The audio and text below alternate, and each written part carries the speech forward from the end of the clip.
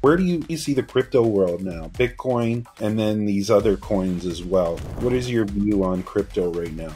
We're in a risk-on environment, which means risky assets are performing well right now because nobody's scared. Okay, so that means you're going to be invested in risk-on assets. Crypto is a good risk-on asset. Stocks is a good risk-on asset. Those are going to continue to perform well until we shift into a risk-off market where people start to get nervous, where the economy starts to slow, the stock market starts to be under pressure.